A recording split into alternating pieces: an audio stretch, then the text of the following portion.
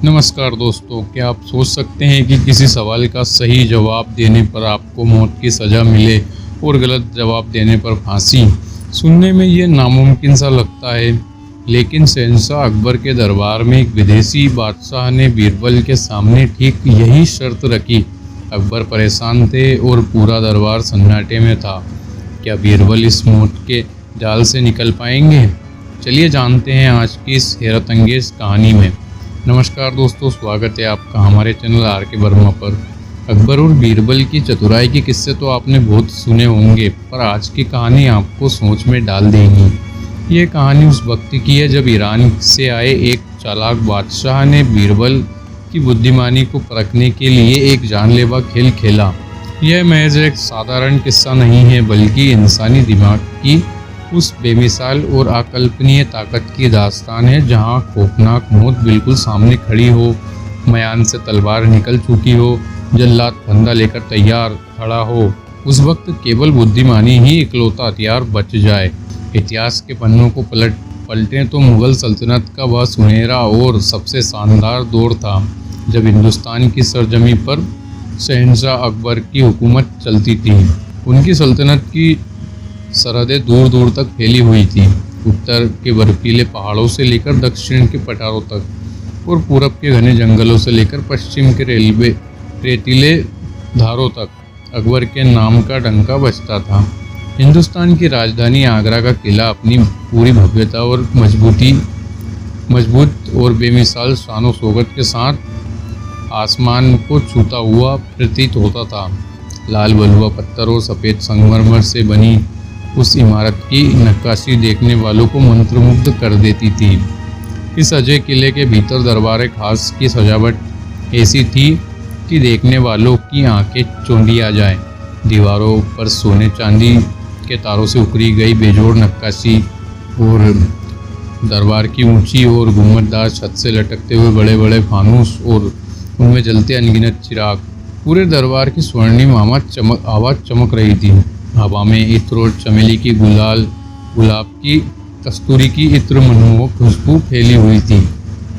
दरबार के सबसे ऊंचे और रत्नों से जड़े हुए सिंहासन पर शहंशाह अकबर विराजमान थे। उनके माथे पर बंधा हुआ शाही ताज उनके प्रताप को और बढ़ा रहा था। उनके चेहरे पर एक ऐसा तेज, ऐसा रुतबा और एक ऐसा जलाल था जो किसी भी देखने वाले को बरबस सिर झुकाने पर मजबूर कर दे। शहंशाह की एक नज़र में इतनी ताकत थी उस समय कि बड़े बड़े शूरवीर के पसीने छूट जाए। लेकिन अकबर केवल एक खूंखार योद्धा नहीं थे, बल्कि वे साहित्य, दर्शन और ज्ञान के बहुत बड़े कद्रदान भी थे। इसी वजह से उन्होंने अपने दरबार में दुनिया के सबसे अनमोल रत्नों को इकट्ठा कर रखा था। उनके सिंहासन के ठीक नीचे और आसपास उनके सबसे भरोसेमंद और ज्ञानी नवरत्न अपनी अपनी निर्धारित जगहों पर बैठे थे। एक तरफ तानसेन, जो अपनी संगीत की दुनिया में मगन नजर आते थे। कहा जाता था कि जब तानसेन मल्हार गाते हैं तो आसमान से बारिश होने लगती थी। और दूसरी तरफ राजा टोडरमल, ऐसे ही करते सब अपनी अपनी जगहों पर बैठे थे। लेकिन इन सभी दिग्गजों और बेमिसाल हस्तियों के बीच एक ऐसा शख्स बैठा था जिसका रुतबा दरबार में सबसे अलग और सबसे खास था। वे थे बीरबल, जिनका असली नाम महेश दास था। एक साधारण ब्राह्मण परिवार से ताल्लुक़ रखते थे, लेकिन अपनी हाजिर जवाबी, कुशाग्र बुद्धि, तर्क शास्त्र के गहरे ज्ञान और हर नामुमकिन मुश्किल का चुटकियों में हल निकालने की कला के लिए पूरे विश्व में विख्यात हो चुके थे। बीरबल सिर्फ एक वजीर या सलाहकार नहीं थे, बल्कि शहंशाह की सोच का एक अहम हिस्सा बन चुके थे। जहां दुनिया के बड़े बड़े ज्ञानियों की सोच खत्म होती थी, वहां से बीरबल की सोच शुरू होती थी।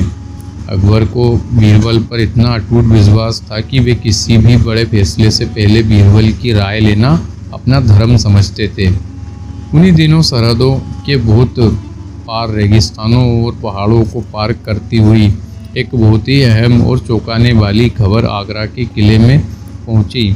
खबर यह थी कि ईरान की सरजमीन से एक बहुत ही ताकतवर मगर बेहद मगरूर, घमंडी और चालाक सुल्तान जिनका नाम सुल्तान मिर्ज़ा था, हिंदुस्तान के दौरे पर आ रहे हैं। सुल्तान मिर्ज़ा कोई मामूली शासक नहीं था। उसके बारे में यह मशहूर था कि वह न केवल जंग के मैदान में अजय है और उसकी तलवार से बड़े बड़े योद्धा खौफ खाते हैं, बल्कि इल्म, तर्कशास्त्र, दर्शन और पहेलियों में भी उसका कोई सानी नहीं है। उसने दुनिया भर के कई देशों की यात्राएं की थीं और वहाँ के सबसे बड़े विद्वानों को चुनौती देकर उन्हें हराया था। सुल्तान मिर्ज़ा को अपनी अक्ल और अपने ज्ञान पर इतना ज़्यादा घमंड था कि वे अक्सर अलग अलग मुल्कों का सफ़र करते, वहाँ के सबसे बड़े और नामवर विद्वानों को भरी महफिल में चुनौती देते और उन्हें जलील करके अपनी जीत का परचम लहराते।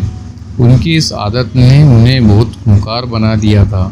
जो भी विद्वान उनके सवालों का जवाब नहीं दे पाता या उनकी पहेलियों को नहीं सुलझा पाता, सुल्तान उसे सरेआम मौत की सज़ा सुना देते।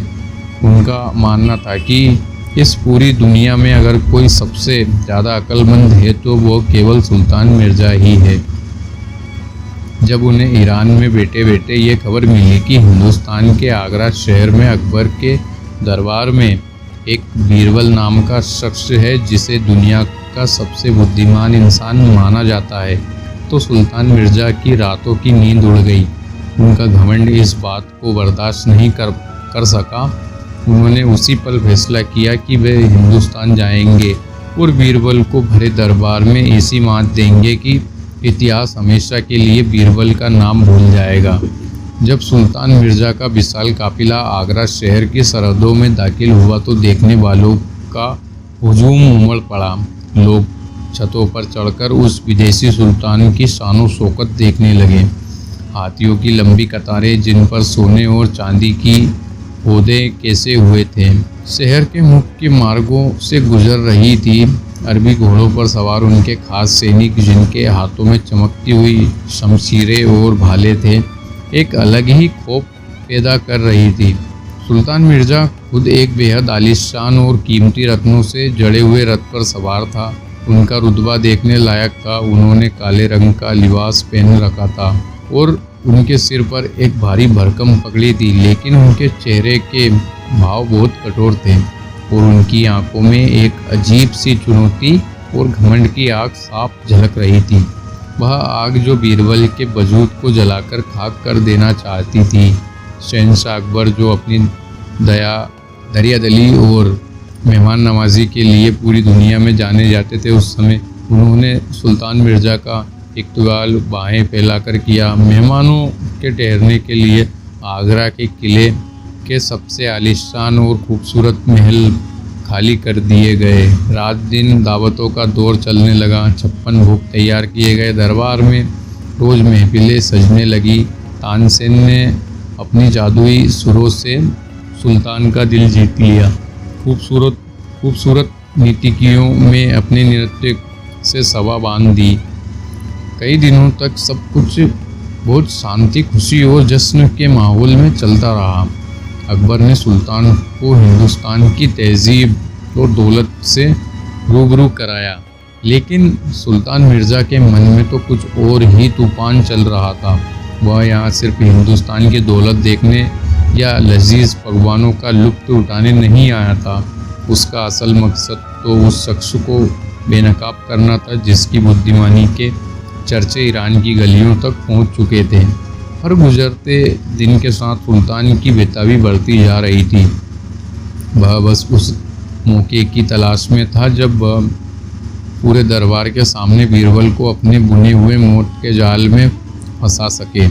दोस्तों, कहानी में आगे बढ़ने से पहले ज़रा एक पल के लिए रुकिए और सोचिए, एक ऐसा खूंखार और घमंडी सुल्तान जो दुनिया के बड़े बड़े विद्वानों को हराकर उन्हें मौत के घाट उतार चुका हो, वह बीरबल के लिए कैसा खौफनाक और अचूक जाल बिछाने वाला होगा।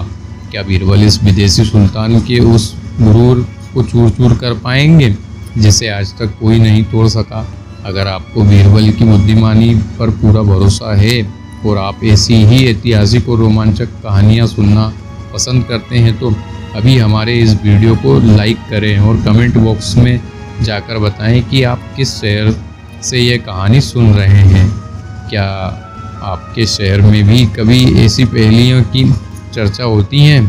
आपके प्यारे प्यारे कमेंट्स ही हमें और भी बेहतरीन और लंबी कहानियाँ लाने के लिए प्रेरणा देते हैं। तो चलिए अब वापस लौटते हैं आगरा के उस दरबार में, जहां मौत का वह खौफनाक खेल शुरू होने वाला था। लगातार कई दिनों के जश्न और मेहमान नवाजी के बाद एक सुबह दरबार खास आम दिनों की तरह लगा हुआ था। सभी वजीर अपने अपने विभागों के कामकाज की चर्चा कर रहे थे। टोडरमल राजस्व का हिसाब दे रहे थे। सेनापति मान सिंह सरहदों की सुरक्षा की जानकारी दे रहे थे। अकबर बड़े ही इत्मीनान से सबकी बातें सुन रहे थे और बीरबल उनके पास ही बैठे अपनी चिर परिचित हल्की मुस्कान के साथ दरबार की कार्रवाई देख रहे थे।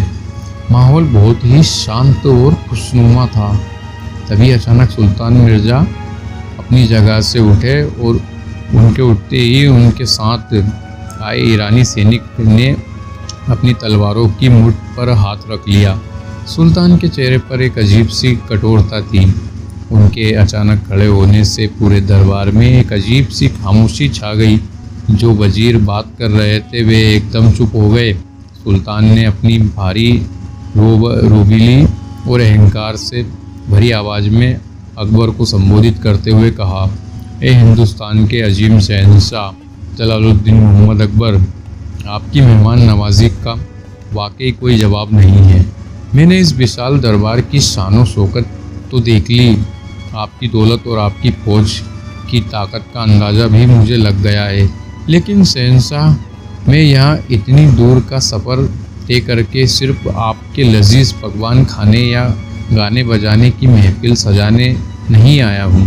अकबर ने थोड़ा हैरान होते हुए पूछा, सुल्तान मिर्ज़ा, अगर हमारी मेहमान नवाजी में कोई कमी रह गई हो तो आप बेझिझक बता सकते हैं। हम आपकी हर ख्वाहिश पूरी करने के लिए तैयार हैं। सुल्तान ने एक व्यंग्यात्मक मुस्कान के साथ पूरे दरबार पर नज़र दौड़ाई और फिर अपनी उंगली बीरबल की तरफ उठाते हुए कहा, मैंने सरहदों के पार बीरबल की अक्ल के जो अनगिनत किस्से सुने थे, मुझे लगता है कि वो सब महज एक कोरा झूठ और फरेब है। लोग कहते हैं कि बीरबल दुनिया का सबसे बुद्धिमान इंसान है, जिसके पास हर मुश्किल का हल है। मैंने सुना है कि वह आपकी सल्तनत का सबसे अनमोल नगीना है, लेकिन मैं इस बात को तब तक सच नहीं मानूंगा जब तक मैं खुद उसकी परीक्षा ना ले लूं। अगर शहंशाह की इजाज़त हो तो मैं आज इसी वक्त भरे दरबार में बीरबल को एक चुनौती देना चाहता हूँ। मैं देखना चाहता हूँ कि क्या वाकई इसके दिमाग में कोई कुव्वत है या फिर यह सिर्फ बातों का जमा खर्च करने वाला एक मामूली जोकर है। सुल्तान की इस बात में एक अजीब सी चुभन और सीधा अपमान था। बीरबल को जोकर कहे जाने पर कई दरबारियों की त्योरियां चढ़ गई। राजा मान सिंह गुस्से से लाल हो गए और उन्होंने सुल्तान को जवाब देने के लिए अपना हाथ उठाया, लेकिन अकबर ने उन्हें इशारे से शांत रहने को कहा। अकबर को बीरबल पर खुद से भी ज़्यादा भरोसा था। वे जानते थे कि बीरबल का अपमान करने वाला खुद अपने लिए गड्ढा खोद रहा है। अकबर मुस्कुराए और खड़े बड़े ही शांत मगर दृढ़ स्वर में बोले, सुल्तान मिर्ज़ा, बीरबल केवल इस दरबार का एक वजीर नहीं है, वह मेरी सल्तनत का सबसे चमकता हुआ हीरा है और मेरी अपनी बुद्धि का आईना है। मुझे उसकी अक्ल पर रत्ती भर भी शक नहीं है। आप जैसी चाहें वैसी परीक्षा ले सकते हैं, आपको पूरी छूट है। आप जो भी सवाल या पहेली पूछना चाहें पूछ सकते हैं। सुल्तान मिर्ज़ा के होठों पर एक शैतानी और खौफनाक मुस्कान तैर गई, जैसे कोई शिकारी शिकार को जाल में फंसाकर देखकर मुस्कुराता है। वह धीरे धीरे कदम बढ़ाता हुआ बीरबल के बिल्कुल सामने आकर खड़ा हो गया। दोनों के बीच कुछ ही फासला था। सुल्तान की आंखें अंगारों की तरह दहक रही थी, जबकि बीरबल अपनी जगह पर बेहद शांत गंभीर और बिना किसी खौफ के खड़े थे। उनकी आंखों में एक अजीब सी गहराई थी, जैसे वे सुल्तान के मन के भीतर चल रहे उस खौफनाक तूफान को पहले ही पढ़ चुके हों। सुल्तान ने पूरी महफिल को सुनाते हुए बहुत ही ऊंची और डरावनी आवाज़ में कहा, बीरबल, मेरी बात कान खोलकर सुन लो। यह कोई बच्चों का खेल नहीं है। यह कोई साधारण पहेली या मुहावरा नहीं है जिसका तुम अपनी हाजिर जवाबी से कोई मजाकिया जवाब दे दोगे और दरबार तालियां बजाने लगेगा। आज बात तुम्हारी हाजिर जवाबी की नहीं, बल्कि तुम्हारी ज़िंदगी और मौत की है। यह ज़िंदगी और मौत का एक ऐसा दाव है जिसमें हारने वाले को सीधा अपनी जान गंवानी पड़ेगी। अगर तुम सचमुच इतने ही अक्लमंद हो तो मेरी यह शर्त सुनो, और अगर तुम्हें अपनी जान प्यारी है तो अभी इसी वक्त शहंशाह के पैरों में गिरकर अपनी हार मान लो। पूरा दरबार सांसें रोके सुल्तान की अगली बात का इंतजार कर रहा था। हर किसी के दिल की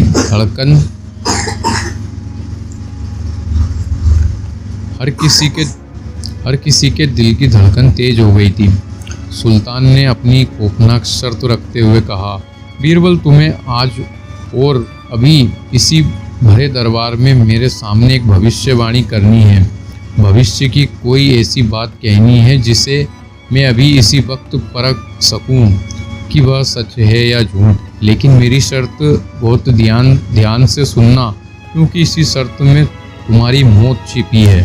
सुल्तान ने एक पल का ठहराव लिया ताकि खौफ का असर पूरे दरबार में फैल सके। फिर उसने एक लफ्ज़ पर जोर देते हुए कहा, अगर तुम्हारी भविष्यवाणी सच साबित हुई तो मैं अपनी इसी तलवार से तुम्हारा सिर कलम कर दूंगा, यानी तुम्हें तलवार से काटकर मौत के घाट उतार दूंगा। और अगर तुम्हारी बात झूठ निकली तो तुम्हें इसी वक्त किले से बाहर ले जाकर फांसी पर लटका दिया जाएगा। यह शर्त सुनते ही दरबार खास की हवा जैसे बर्फ की तरह जम गई। हर किसी के चेहरे का रंग उड़ गया। सन्नाटा इतना गहरा हो गया कि अगर एक सुई भी फर्श पर गिरती तो उसकी आवाज़ पूरे दरबार में गूंज उठती। यह कोई पहेली नहीं थी, ये तो सीधा साधा मौत का फरमान था। सुल्तान ने ऐसा जाल फेंका था जिसमें से निकलने का कोई भी रास्ता किसी को नज़र नहीं आ रहा था। दरबार के सबसे बड़े विद्वान अपने दिमाग के घोड़े दौड़ाने लगे। अबुल फजल और फैजी जैसे यानी एक दूसरे का मुंह देखने लगे। यह कैसा तर्क था? अगर बीरबल कोई सच बात बोलते हैं, जैसे कि आज सूरज निकला है या मैं एक वजीर हूँ, तो तर्क के मुताबिक सुल्तान की बात लागू होगी। सच बोलने पर सिर कलम किया जाएगा और इसी तरह बीरबल को तलवार से काट दिया जाएगा। और अगर बीरबल अपनी जान बचाने के लिए कोई झूठ बोलते हैं, जैसे कि आसमान का रंग लाल है या मैं शहंशाह हूँ, तो शर्त के मुताबिक सुल्तान की बात लागू होगी कि झूठ बोलने पर फांसी दी जाएगी। और इस तरह बीरबल को फांसी के फंदे पर झूलना पड़ेगा।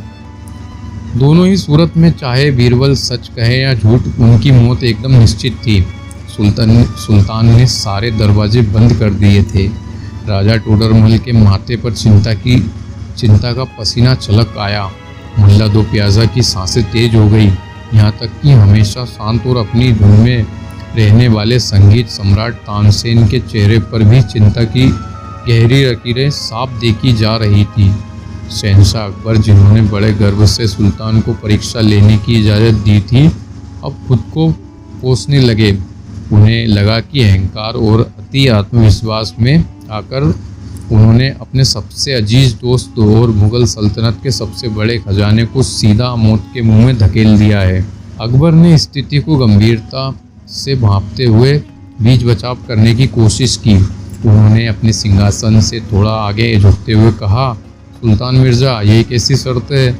ये कोई ज्ञान की परीक्षा नहीं है, ये तो सीधे कत्ल की एक सोची समझी साजिश है। आप तर्कशास्त्र के नाम पर एक निर्दोष की जान लेना चाहते हैं। मैं अपने दरबार में इस तरह के खून खराबे की इजाज़त नहीं दे सकता। आपको अपनी शर्त बदलनी होगी। लेकिन सुल्तान मिर्ज़ा अहंकार से ज़ोर ज़ोर से ठहाके लगाने लगा। उसकी हंसी पूरे दरबार की दीवारों से टकराकर एक डरावनी गूंज पैदा कर रही थी। उसने हंसते हुए कहा, शहंशाह, आप अपने वादे से मुकर रहे हैं। आपने ही पूरे दरबार के सामने मुझे इजाज़त दी थी। एक मुग़ल शहंशाह की जुबान से निकला हुआ वादा क्या इतना कमज़ोर होता है? एक बार जो तीर कमान से निकल जाए और जो जुबान दरबार में दे दी जाए वो वापस नहीं ली जाती। अगर बीरबल को अपनी मौत का डर सता रहा है तो वह पूरे दरबार के सामने अपने घुटनों पर बैठकर बता दे, वह मेरे पैरों में गिरकर यह कबूल कर ले कि वह दुनिया का सबसे बेवकूफ़ इंसान है। उसकी अक्ल के सारे किस्से झूठे हैं और ईरान का सुल्तान उससे कहीं ज़्यादा अक्लमंद है। अगर वह ऐसा करता है तो मैं रहम खाकर उसे जीवन दान दे दूंगा।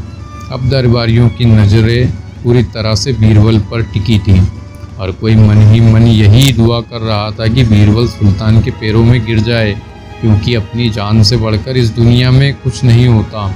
सम्मान और रुतबा इंसान के जिंदा रहने पर ही काम आते हैं।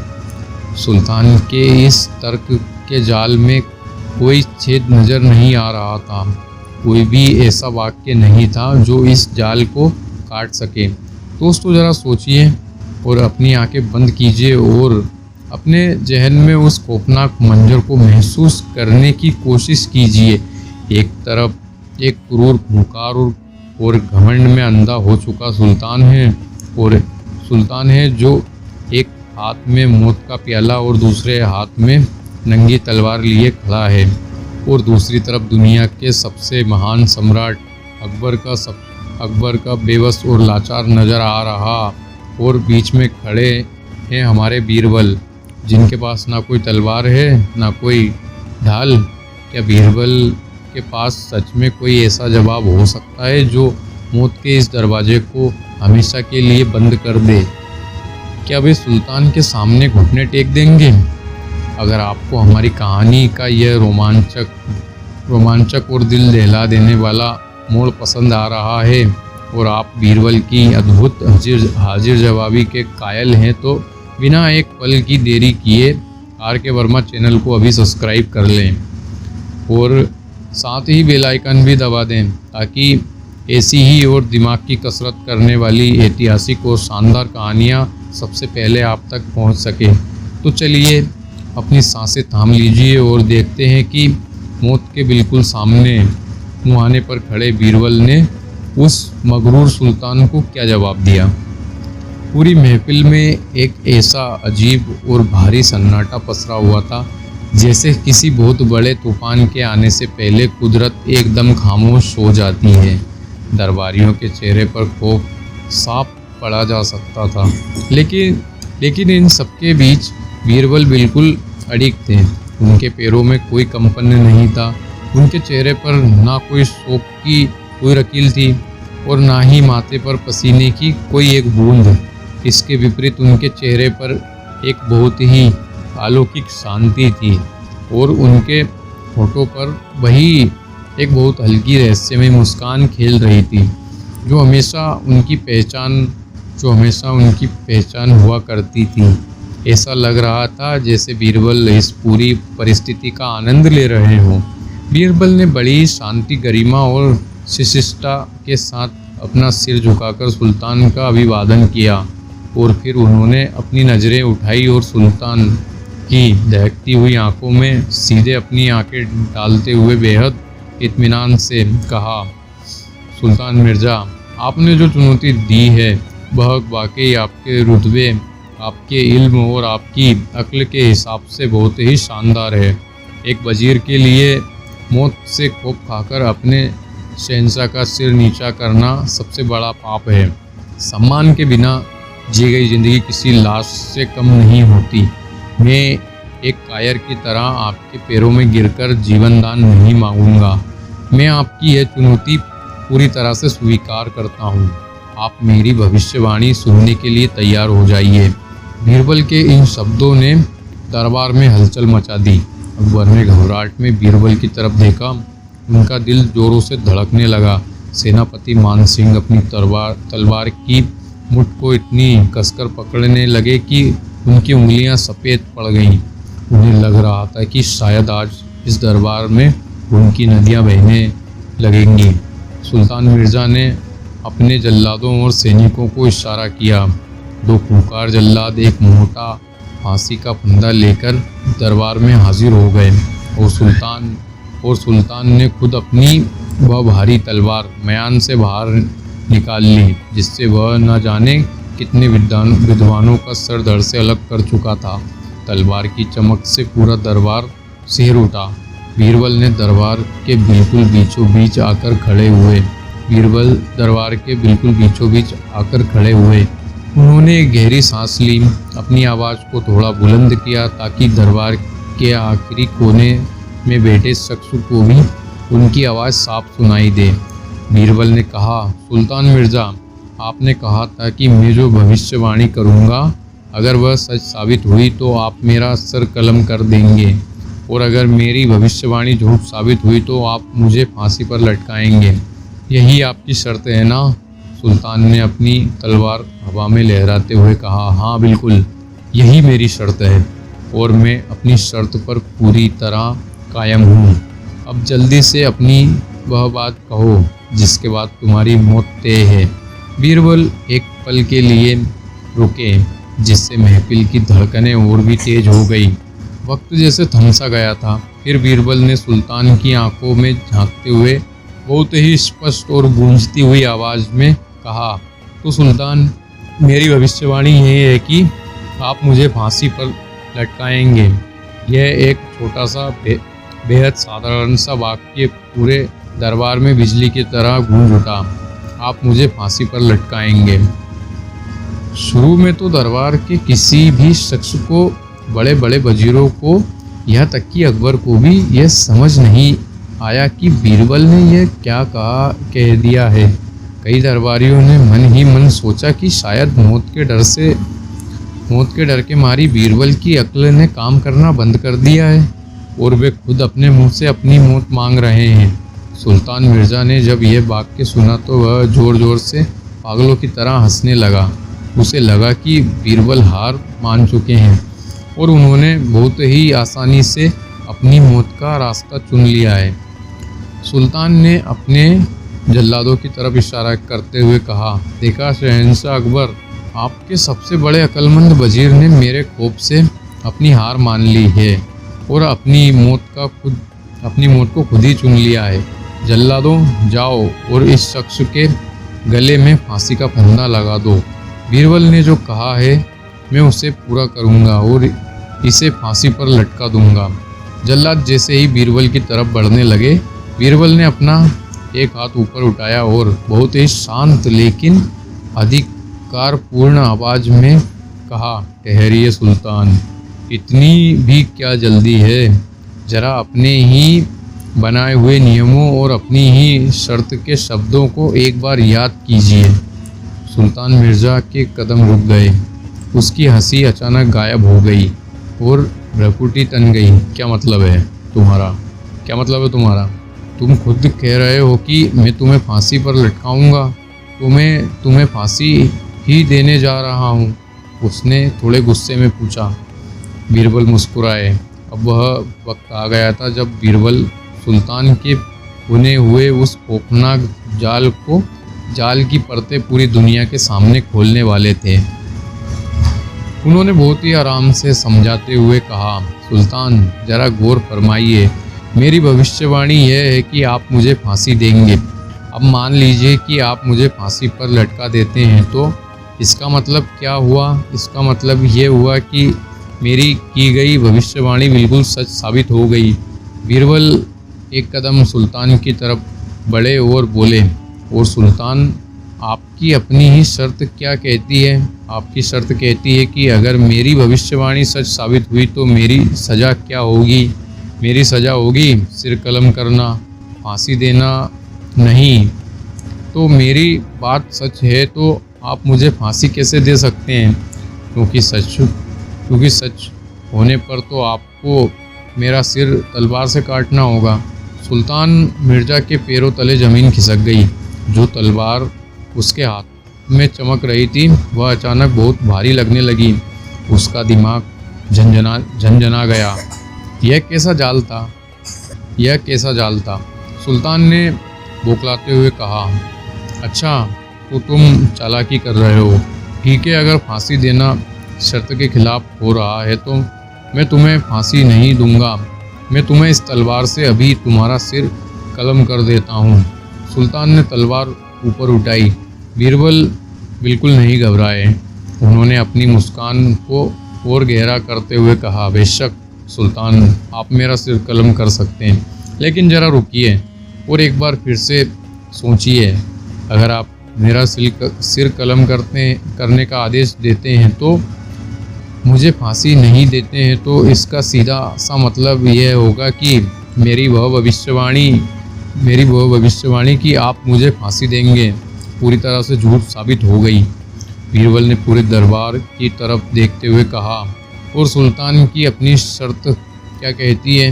शर्त यह कहती है कि अगर मेरी भविष्यवाणी झूठ साबित हुई तो मुझे फांसी पर लटकाया जाएगा, मेरा सिर कलम नहीं किया जाएगा। तो सुल्तान, अगर मेरी बात झूठ है तो आप मेरा सिर कैसे कलम कर सकते हैं? क्योंकि झूठ बोलने की सज़ा तो फांसी है।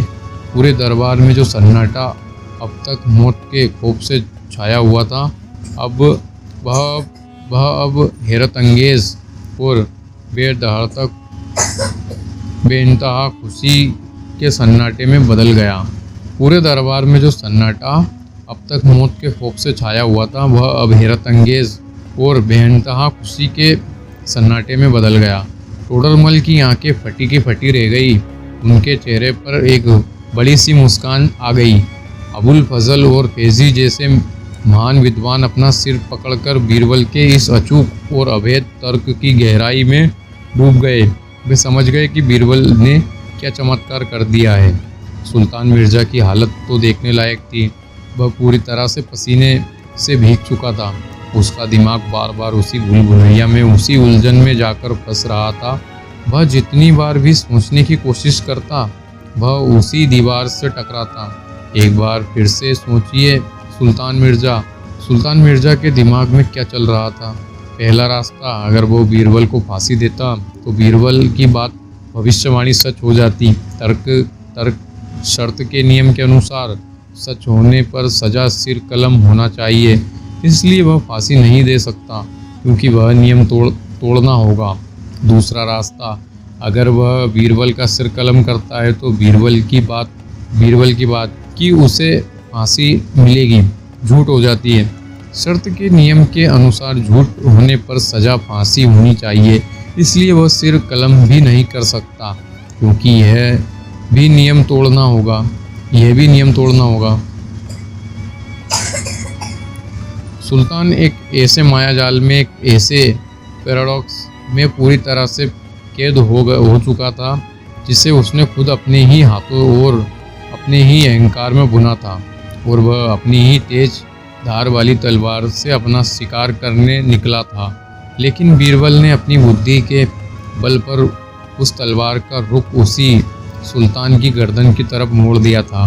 बीरबल ने एक ऐसा लॉजिकल लूप तैयार कर लिया था जिसे दुनिया का कोई भी विद्वान, कोई भी तर्कशास्त्री और कोई खुद सुल्तान भी कभी नहीं तोड़ सकता था।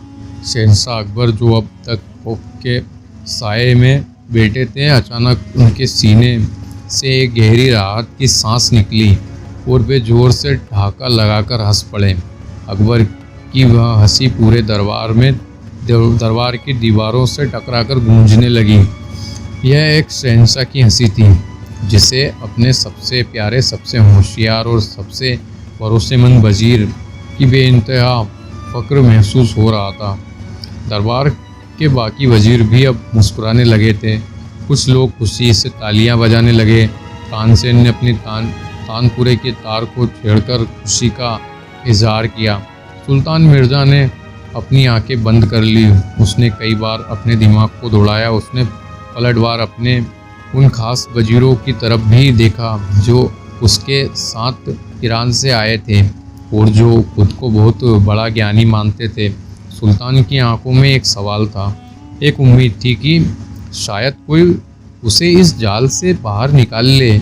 लेकिन ईरान से आए हर एक वजीर ने अपनी नज़रें शर्मिंदगी से नीचे झुका ली। किसी के पास बीरबल के इस अचूक तर्क का कोई भी तोड़ नहीं था। शब्द आज एक ऐसे हथियार बन गए थे जिन्होंने तलवार की धार को भी हमेशा के लिए कुंद कर दिया था। शब्द। आखिरकार एक बहुत लंबी और भारी खामोशी के बाद सुल्तान मिर्ज़ा ने एक लंबी और गहरी सांस ली। उसका वह सारा घमंड, वह सारा गुरूर जो वह ईरान से अपने साथ लेकर आया था, आज हिंदुस्तान की सरजमीन पर आगरा के इस दरबार में एक साधारण से दिखने वाले इंसान के सामने पूरी तरह से चकनाचूर हो चुका था। वह धीरे और थके हुए कदमों से बीरबल के पास पहुंचा। सुल्तान ने अपने दोनों हाथों से अपनी शानदार और बेशकीमती तलवार पकड़ी और घुटनों के बल बैठते हुए उस तलवार को बीरबल के कदमों में रख दिया। सुल्तान ने भरे दरबार में अपना सिर झुकाते हुए बहुत ही विनम्र आवाज़ में कहा, बीरबल, मैंने आज तक अपनी पूरी ज़िंदगी में तुम्हारे जैसा कुशाग्र बुद्धि वाला इंसान नहीं देखा। मैं दुनिया भर के बड़े बड़े अक्लमंदों और ज्ञानियों को हराकर इस मुगालते में जी रहा था कि मुझसे ज़्यादा होशियार इस पूरी दुनिया में कोई नहीं है।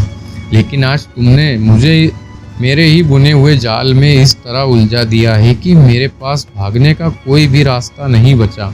तुम वाकई एक जादूगर हो जो शब्दों से खेलता है। मैं अपनी हार पूरी तरह से और तहे दिल से स्वीकार करता हूँ। तुम्हारी अक्ल के जो किस्से ईरान तक मशहूर हैं वे हकीकत में उससे भी कहीं ज़्यादा बड़े और महान हैं। तुमने आज साबित कर दिया है कि ताकत केवल हथियारों से नहीं बल्कि दिमाग में होती है। हिंदुस्तान वाकई बहुत खुशनसीब है कि उसके पास तुम्हारे जैसा बेशकीमती रत्न है। अकबर अपने ऊंचे सिंहासन से उठे और तेजी से सीढ़ियां उतरते हुए नीचे आए। उन्होंने बीरबल को अपनी दोनों बाहें फैलाते हुए गले लगा लिया। अकबर की आंखों में खुशी और गर्व के आंसू थे। उन्होंने तुरंत गले से मोतियों का हार निकाला और उतारकर बीरबल के गले में पहना दिया।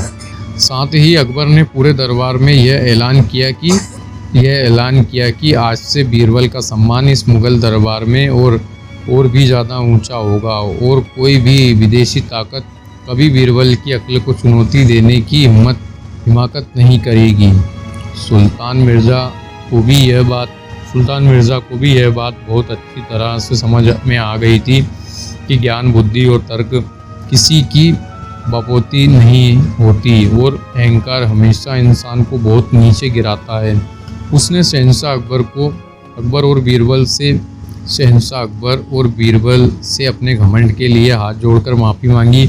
अगले ही दिन सुल्तान मिर्ज़ा अपनी बची खुची इज्जत लेकर वापस ईरान लौट गया, लेकिन अपने साथ वह एक बहुत ही बड़ी और ज़िंदगी भर याद रखने वाली सीख लेकर गया। दोस्तों, बीरबल की यह शानदार दास्तान सिर्फ एक राजा और वजीर की साधारण सी कहानी नहीं है। यह किस्सा हमें ज़िंदगी की एक ऐसी बहुत ही गहरी और अहम बात सिखाता है। हमारी ज़िंदगी में भी कई बार ऐसे मोड़ आते हैं, हमारे सामने ऐसी मुश्किलें आ खड़ी होती हैं जो बिल्कुल सुल्तान मिर्ज़ा की उस जानलेवा शर्त की तरह होती हैं। हमें लगता है कि चारों तरफ से सारे दरवाजे बंद हो चुके हैं और अब बचने का, बाहर निकलने का कोई रास्ता नहीं है। कभी करियर में, कभी रिश्तों में, तो कभी मुसीबत में। हार बिल्कुल सामने नज़र आ रही होती है। लेकिन बीरबल का यह किस्सा हमें यह याद दिलाता है कि इंसान का दिमाग इस पूरी दुनिया का सबसे बड़ा और सबसे ताकतवर हथियार है। अगर हम विपरीत परिस्थितियों में घबराएं नहीं, अपने दिमाग को शांत रखें और धैर्य के साथ समस्या की जड़ों को टटोलें तो हम बड़े से बड़े और ख़तरनाक से ख़तरनाक जाल को भी आसानी से काट सकते हैं। मुश्किलें चाहे कितनी भी बड़ी और डरावनी क्यों ना हो, वे इंसान के अटूट आत्मविश्वास, उसकी सकारात्मक सोच और उसकी सूझबूझ से बड़ी कभी नहीं हो सकती। बीरबल ने अपनी जान बचाने के लिए ना तो तलवार उठाई, ना ही किसी सेना का सहारा लिया और ना ही डरकर सुल्तान के सामने गिड़गिड़ाकर अपनी जान की भीख मांगी। उन्होंने सिर्फ अपनी शांत बुद्धि का इस्तेमाल किया, समस्या के अंदर ही समाधान को खोजा और केवल कुछ ही शब्दों में दुनिया के सबसे मगरूर सुल्तान को घुटने पर टिकने पर मजबूर कर दिया। बीरबल की इस चतुराई ने न सिर्फ अपनी जान बचाई बल्कि विदेशी बादशाह को भी झुकने पर मजबूर कर दिया। अगर आपको बीरबल का यह हाजिर जवाबी अंदाज पसंद आया हो तो इस वीडियो को लाइक करें और कमेंट में बताएं कि क्या आप बीरबल की जगह होते तो आप क्या करते, क्या जवाब देते। क्या आपके दिमाग में इस खौफनाक पहेली का कोई और तोड़ या कोई और रास्ता था? हमें आपके विचारों का हमेशा इंतज़ार रहता है। ऐसी ही और ऐतिहासिक, ज्ञानवर्धक और रोमांचक कहानियों के लिए हमारे चैनल RK वर्मा को अभी सब्सक्राइब कर लें और बेल आइकन दबाना ना भूलें। आपका एक सब्सक्राइब और एक लाइक हमें ऐसी ही छिपी हुई कहानियों के लिए प्रेरित करता है, जिससे हम नई नई कहानियाँ जल्दी ला सकें। और अपने दोस्तों, अपने परिवार के साथ ज़रूर ये कहानी शेयर करिएगा, जिससे हमें और मोटिवेशन मिले। और इस कहानी को ज़रूर, ताकि वे भी ये जान सके कि असली ताकत शारीरिक बल या हथियारों से नहीं बल्कि इंसान के दिमागी बल और उसकी सोच में होती है। ये कहानी सुनने के लिए दोस्तों आपका बहुत बहुत धन्यवाद। अपना और अपनों का ख्याल रखें। मिलते हैं अगली मज़ेदार और दिमाग को झकझोर देने वाली कहानी में। जय हिंद, जय भारत।